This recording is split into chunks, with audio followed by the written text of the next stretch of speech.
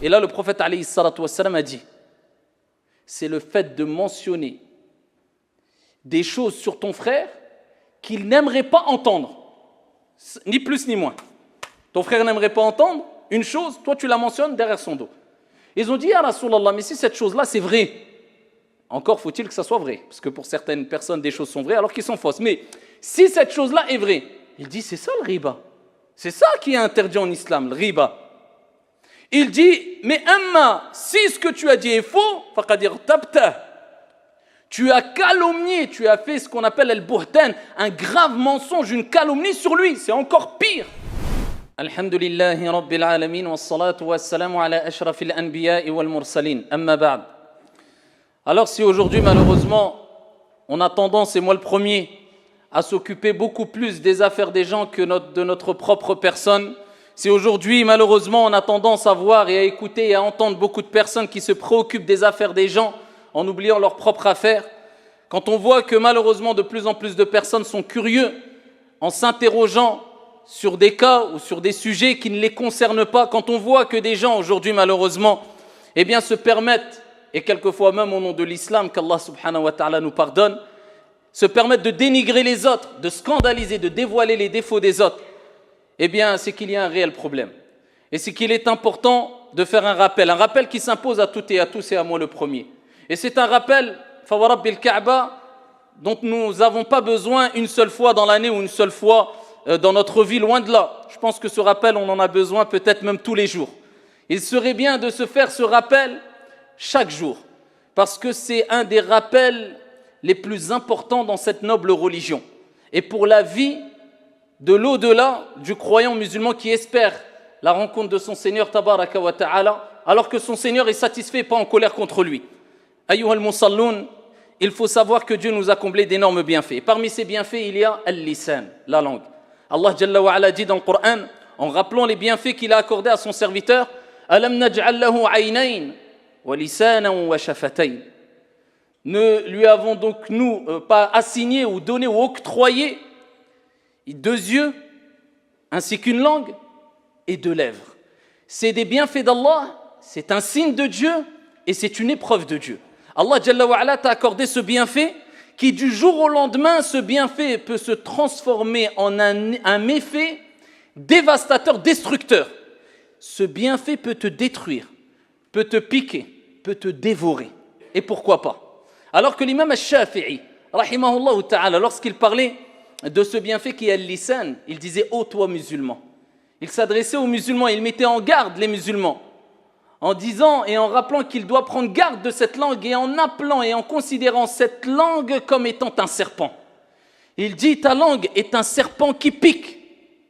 Et il dit, rahmatullahi alayhi, combien de gens sont décédés et sont aujourd'hui dans les cimetières, dans leurs tombes, et cela a été provoqué par leur langue. Et ils regrettent les méfaits, les conséquences de leur langue, al-lisan. Et l'imam Taous, rahmatullahi alayhi, disait, ma langue est un lion. Si je le lâche, ce lion-là, il me dévorera. Parce qu'il savait que la langue est un organe puissant, dans tous les sens du terme.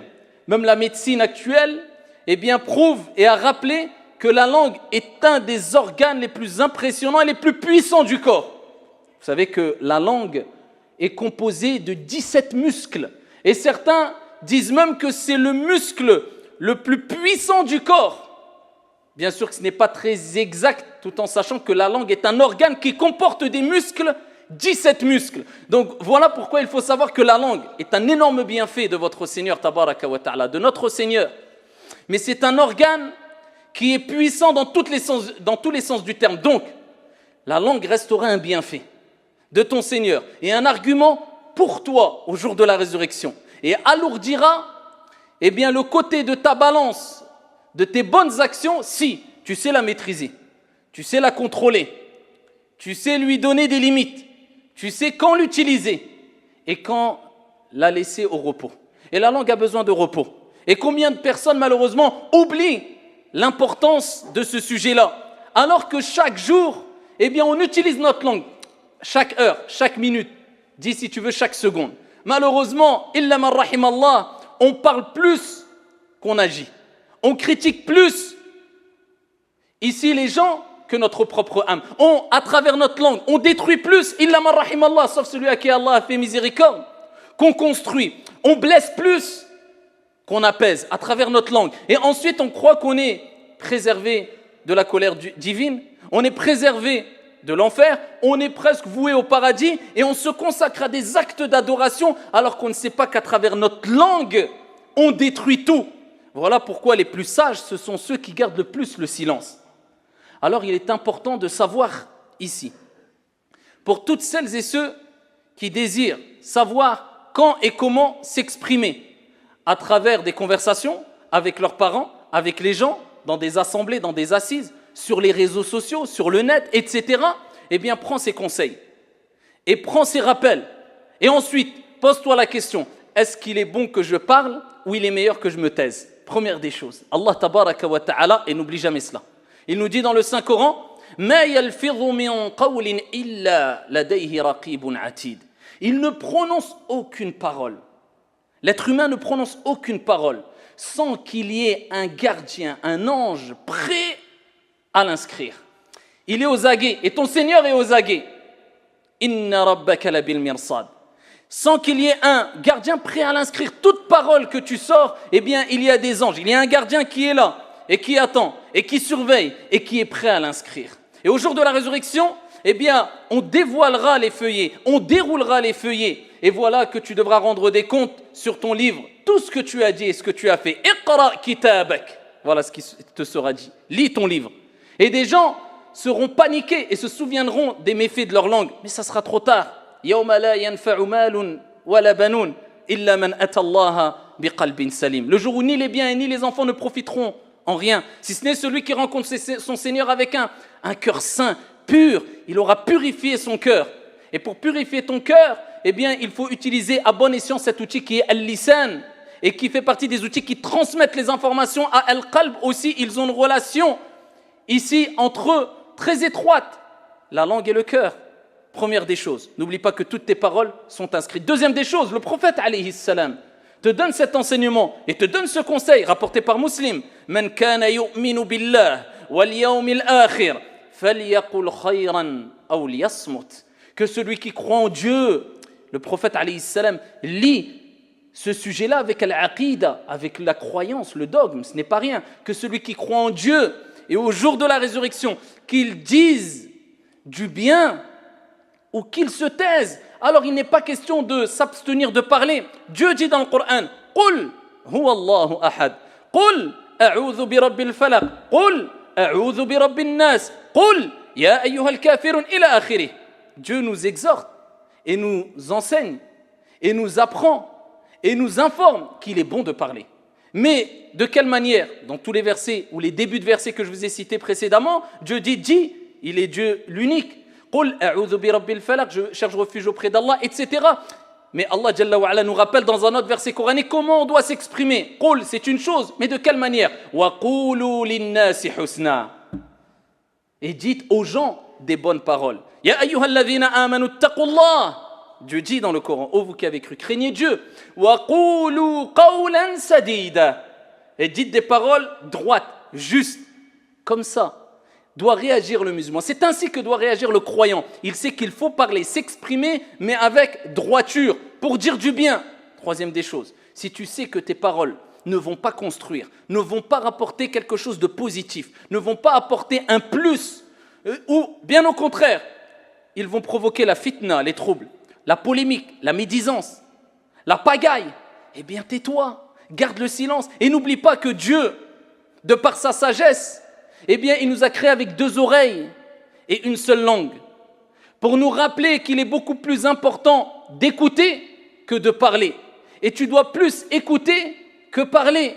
Mais malheureusement, beaucoup oublient cela et facilement ils se permettent d'exprimer leurs propres désirs, leurs propres opinions sans savoir les conséquences de cette expression-là. Et quelquefois, ils créent des dégâts, des choses dévastatrices et ils ont oublié que leur Seigneur Tabaraka wa Ta'ala leur demandera des comptes sur ces choses-là, sur ce qu'ils ont exprimé. Voilà pourquoi il est très important d'apprendre à garder le silence. Et Wahb ibn Munabbih, rahimahullah ta'ala, disait, il y a ijma', unanimité chez chez les sages sur le fait que garder le silence, ra'sul hikmah, c'est la tête de la sagesse. Et le prophète alayhi salatu wassalam, dans le hadith rapporté par At-Tirmidhi, dit celui qui aura gardé le silence, naja, sera sauvé, sera préservé. Donc apprenez à vous exprimer quand vraiment il y a un intérêt, et surtout sur les questions religieuses, et à se taire quand il n'y a pas d'intérêt vraiment positif. D'autant plus, mes chers frères et sœurs, qu'il y a des gens, non seulement ils ne se préoccupent pas à dire du bien, mais avec leur langue, ils font du mal et ils détruisent et ils se mettent dans des situations critiques. Alors des gens, comme je disais en introduction, à travers leur langue, eh bien, ils ne cessent de chercher des informations sur un tel, qu'est-ce qu'a dit un tel, qu'est-ce qu'a fait un tel, qu'est-ce qu'a acheté un tel, qu'est-ce qu'a vendu un tel, où a voyagé un tel. Trop le souqrasak, comme il est dit dans Darija. Occupe-toi de tes affaires, mêle-toi de tes affaires. Qu'est-ce que ça va te faire? Ça va changer quoi à ta vie si Mohamed il est parti en voyage en Algérie? Tu vas quoi? Tu vas gagner un voyage à Ibiza? Tu vas gagner quoi à savoir que Abdallah il a acheté une voiture à 3 000 €? Tu vas gagner une Rolls-Royce? Ça t'apporte quoi si ce n'est que ça va attiser de la jalousie en toi et tu ne seras plus tranquille? Parce que le jaloux il vit plus tranquille, il est jamais stable, jamais tranquille. Et il n'arrête pas de penser à sa proie, à sa victime. Parce que celui qui jaloux, c'est sa victime. Il n'est pas bien, il dort pas bien, il mange pas bien. Tant que le malheur des uns fait le bonheur des autres. Tant que, eh bien, sa victime, celui qui le jalouse injustement, eh bien, tant qu'il n'entend pas qu'il lui est arrivé un malheur ou une catastrophe. Allah Jalla wa Ala dit, éprouve-t-il de la jalousie concernant les bienfaits de Dieu sur les gens? Dieu lui a accordé un bienfait. Pourquoi tu le jalouses? C'est comme si tu disais, comme a dit Ibn al-Qayyim, Ya Allah, tu es injuste, tu lui as donné, tu ne m'as pas donné. Donc, les gens utilisent leur langue, malheureusement, pour s'occuper des affaires des gens. Dès que tu dis, pose-toi la question, il y a un intérêt? Est-ce que c'est bénéfique pour ma religion? Oui, tais-toi. Foulan dar, foulan allan, ya Abdallah. Ibn al-Qayyim, rahmatullahi alayhi, disait, celui qui connaît sa propre âme, et ces gens qui font cela, et qu'Allah Jalla wa Ala me préserve moi le premier, personne n'est à l'abri, on n'est pas parfait, et moi le premier. Celui qui connaît sa propre âme, ça c'est la preuve qu'on a du mal à connaître notre propre âme. On n'a pas fait une étude, une autocritique assez poussée afin de connaître ses défauts, ses qualités. Celui qui connaît sa propre âme s'occupe tellement de sa réforme. Si tu te connais toi tellement, si tu te connais vraiment bien toi-même, tu connais vraiment ta personne, parce que vous savez qu'il y a des pieux prédécesseurs qui disaient si nos péchés avaient des odeurs, personne ne pourrait approcher de son frère. Mais si toi tu prends vraiment conscience de tous tes défauts, eh bien Ibn al-Qayyim dit, il se désintéressera totalement, complètement des défauts des gens. Tu ne peux pas, comment tu vas te préoccuper de un tel aurait dû faire ça? Eh bien toi fais mieux, et tais-toi. Un tel aurait dû dire ça, eh bien dis mieux et tais-toi. Et qui te dit tu as les tenants et les aboutissants? Au scout, tu sais pas, tu n'as pas les tenants et les aboutissants. On ne sait pas, une parole peut être interprétée de 1000 manières. Le ton juste quand tu t'exprimes, ça peut changer tout le sens. Allahu a'lam. S'il y a vraiment un intérêt, que tu parles, parle. Si tu vas être bénéfique, si tu es là pour réconcilier, pour apporter un plus, tu as une sagesse, parle. Sinon, au scout, tais-toi, cela est préférable. Si on connaissait vraiment notre âme, comme a dit Ibn Qayyim, Wallah, on se désintéresserait des défauts des gens. Bien au contraire, on serait plus dur envers notre âme et doux envers les gens, comme étaient les personnes qui ont marqué l'histoire, les érudits, les savants, les sages. Aujourd'hui, c'est l'inverse. On est dur envers les gens. Un tel a fait, un tel ceci, un tel mise en garde, un tel je sais quoi. Et ta langue, tu ne mets pas en garde contre ta langue? Ça t'arrive pas, non? Toi, t'es... Et ici, envers eux, ils sont tranquilles, laxistes. Je ne fais pas qiyam al-layl, c'est pas grave. Je ne donne pas d'aumône, c'est pas grave. Je ne fais pas ceci, c'est pas... Même en face des gens, khlas, on dirait que lui, il a un ticket pour le paradis. Maintenant, stop, il est au paradis. Maintenant, il regarde les gens de haut, il peut se permettre. Celui-là, tu es qui, toi? Tu es où demain? Peut-être demain, tu vas finir ta vie, on ne sait pas. Peut-être ivre, peut-être en train de faire un grand péché, on ne sait pas. Allahu a'lam. Innamal a'malu bil khawatim. Les actions ne valent que par leur fin. On implore Allah Azza wa Jalla de nous accorder à toutes et à tous une bonne fin. Amin ya Rab. Donc c'est pour cela qu'il faut faire très attention, surtout que on sait qu'à l'époque du prophète, des gens qui étaient très proches du prophète, comme à titre d'exemple, Safiya, Aïcha, ces femmes qui ont marqué l'histoire. Eh bien, regardez comment le prophète a réagi face à ces personnes-là, qui étaient ses épouses. Un jour, Aïcha a dit une parole qui aujourd'hui pour nous, c'est rien du tout. C'est strictement rien. Illa ma rahim Allah. Pour nous, moi, le premier, je dirais, alors, il n'y a rien de grave. Elle a juste parlé de Safiya en disant, en voulant rappeler au prophète qu'elle est petite de taille. Ouais, Safiya, elle, par contre, elle est un peu petite de taille. Le prophète, alayhi salam, fi sahih, a dit à Aïcha, si ta parole était mélangée à l'eau de mer, elle aurait pollué, souillé cette eau-là. Juste cette parole, le fait de dire, oh, elle est un peu petite de taille. C'est pas du gros dénigrement, on dénigre sur une personne qui a... Non, juste en disant, elle est un peu petite de taille. Dis ça, cette parole-là, mélangée à de l'eau salée, eh bien, elle aurait pollué toute cette eau-là, elle aurait souillé toute cette eau-là. Voilà pourquoi le prophète, alayhi salatu wassalam, dit, Kama fi sahih Muslim, Atadruna mal ghiba. Savez-vous ce qu'est la médisance? Ils ont dit, Allahu wa rasuluhu a'lam. Allah et son messager sont plus savants. Et là, le prophète, alayhi salatu wassalam, a dit, c'est le fait de mentionner des choses sur ton frère qu'il n'aimerait pas entendre. Ni plus ni moins. Ton frère n'aimerait pas entendre une chose, toi tu la mentionnes derrière son dos. Ils ont dit, ah Rasulallah, mais si cette chose-là c'est vrai, encore faut-il que ça soit vrai, parce que pour certaines personnes des choses sont vraies alors qu'elles sont fausses. Mais si cette chose-là est vraie, il dit, c'est ça le riba. C'est ça qui est interdit en islam, le riba. Il dit, mais amma, si ce que tu as dit est faux, faqad irtabta. Tu as calomnié, tu as fait ce qu'on appelle al-buhtan, un grave mensonge, une calomnie sur lui, c'est encore pire. Alors simplement le fait de mentionner des choses sur ton frère qu'il n'aimerait pas, eh bien cela est appelé al-riba. Après ça, on arrive à trouver certaines personnes rentrent dans des choses. Oui, mais il y a des cas où on peut pour mettre en garde pour. Oui, des cas, comme l'a mentionné l'imam al-Nawawi rahimahullah ta'ala, plusieurs cas. Mais ça, c'est pas n'importe qui va estimer il rentre vraiment dans ce cadre. Bien sûr, pour mettre en garde, tu es dans un tribunal, la personne, l'accusé n'est pas là, tu as des éléments ici probants, sûrs. Eh bien ici, on te dit, qu'est-ce qu'a dit un tel, qu'est-ce qu'a fait un tel, tu vas pas dire, ah il n'est pas là, je ne vais pas dire. Tu dois parler. Quelqu'un te demande un renseignement parce que tu veux te marier, que ça soit une femme ou un homme, tu vas pas dire, ah il n'est pas là, je dis rien. Là, c'est des cas bien sûr, quelqu'un fait vraiment quelque chose de mauvais, c'est un voleur. Tu ne vas pas dire le voleur n'est pas là, je ne parle pas sur lui, je ne vais pas dire oui, un tel est en train de voler dans les maisons. Non, c'est le riba. Il y a des cas, bien sûr, tu peux le faire. Mais est-ce que vraiment tu rentres dans ce cas-là parce qu'il suffit que tu dérives? Eh bien, comme on dit dans le Darija, Daklouad. Ça est khlas. Tu tombes dans tout ce que j'ai dit précédemment. Sachant que le riba, c'est quelque chose de très grave. Et le prophète, alayhi salatu wassalam, fi sahih, il nous rappelle le danger de s'occuper à travers sa langue particulièrement, des défauts des gens. Ah, tel a fait, celui-là a dit, oui, mais il n'a pas, il ne peut pas dire, il ne peut pas.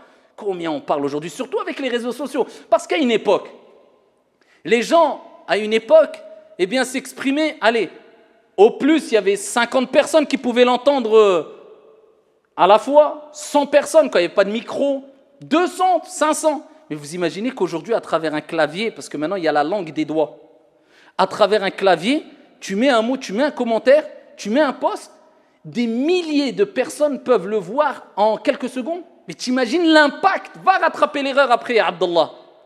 Donc ici, faire très attention, sachant que le prophète alayhi salatu wassalam a dit, celui qui suit les défauts de son frère. Il y a des gens, c'est des spécialistes, que les défauts. Par exemple, il va rentrer dans, je sais pas, alors ça me vient à l'esprit, je vise personne, loin de là, mais il va rentrer par exemple dans une bâtisse, des gens, ils ont sacrifié pendant 10 ans une construction dans une mosquée, etc. Ils ont fourni, ils ont sacrifié. Quelqu'un rentre, il vient d'arriver, bismillah, il vient de remplir son ventre, il est frais, il rentre dans la mosquée, il n'a jamais aidé de sa vie. Oh, par contre, vous aurez dû mettre ça là. Ouais, mais là, vous avez fait un défaut, là c'est un défaut. Oh, mais c'est... Pourquoi, ya akhi, tu cherches les erreurs? Et c'est ça l'être humain aujourd'hui, malheureusement. Tu peux faire 1 million de choses bien, tu fais une fois une erreur, eh bien l'être humain, parce qu'il est ingrat, malheureusement, illa man rahimallah, va retenir que l'erreur et oublier tous les bienfaits. Et là, on voit la grande miséricorde d'Allah. Allah, c'est l'inverse. Tu fais 1 million d'erreurs, tu fais une bonne action, cette action peut te donner accès au paradis. Rahmatullahi wasi'a. Là, on voit la différence entre le créateur et la créature. Celui qui suit les défauts de son frère, et il y a 1000 manières de suivre les défauts de son frère. Allah suivra ses défauts. Tu veux que Dieu suive tes défauts? Dieu, il sait ce que tu caches en toi, ce que même avant que tu penses une chose, Dieu savait ce que tu allais penser. Tu ne peux pas t'amuser, jouer avec la religion, jouer avec Dieu comme cela. Celui qui suit les défauts des gens, khlas, tu t'es mis à Allah derrière toi. Allah suivra ses défauts. Et celui dont Allah Jalla wa ala suit ses défauts, comme a dit le prophète alayhi salatu wassalam, eh bien Allah lui dévoilera même ce qu'il a commis chez lui alors qu'il était seul. Tu as fait une chose chez toi ou dans un endroit, personne ne t'a vu, tu t'es dit c'est bon, personne ne m'a vu, tu as suivi les défauts de ton frère, Wallah, Allah te scandalisera et tout le monde sera au courant. Et je terminerai avec un hadith qui nous met vraiment en garde sur le fait de suivre les défauts des gens, utiliser sa langue à mauvais escient. Il y a plusieurs manières d'utiliser sa langue à mauvais escient. Le prophète, alayhi salatu wassalam, lors de l'ascension, le voyage nocturne, eh bien, il était accompagné de l'ange Gabriel, alayhi salam. Et Allah Jalla wa ala lui a permis de voir des choses que personne d'autre en dehors de lui, d'Allah, des anges pouvait voir. Et il a vu des gens avec des ongles en cuivre et qui se griffaient le visage avec des ongles en cuivre. Le prophète choqué, il dit Ya Jibril, man haoula? Ya Jibril, qui c'est ceux-là qui se... Nous on veut le paradis, regardez où ils ont atterri. Qui sont ceux-là qui se griffent le visage? Et là Jibril alayhi salam a dit au prophète alayhi salatu wassalam, ce sont celles et ceux qui mangeaient la chair de leur frère. Parce qu'Allah Jalla wa ala a rappelé que celui qui parle sur son frère, c'est comme s'il mangeait sa chair alors qu'il est mort. C'est celles et ceux qui mangeaient la chair de leur frère. Ils parlaient derrière le dos de leur frère et ils salissaient leur honneur. Et ça, c'est le plus grave. Ils salissaient leur honneur. Et combien de gens ils salissent l'honneur? À travers des mensonges, des faux témoignages, etc. Alors ce rappel s'imposait aujourd'hui particulièrement parce que nous sommes pendant le mois du Ramadan et s'impose tout au long de l'année. Sachant que le prophète alayhi salam a rappelé fi sahih que Allah n'a pas besoin de votre abstention de nourriture et de boisson si vous n'abandonnez pas le mensonge et le faux témoignage. Et les paroles mensongères. Donc, les personnes qui jeûnent en s'abstenant de boire et de manger, ils n'ont pas compris que le jeûne, c'est aussi avec les oreilles, c'est aussi avec la vue, c'est aussi avec les membres, et particulièrement avec la langue. Eh bien, malheureusement, il n'a quasiment rien compris de la sagesse ou des sagesses qui sont derrière le jeûne.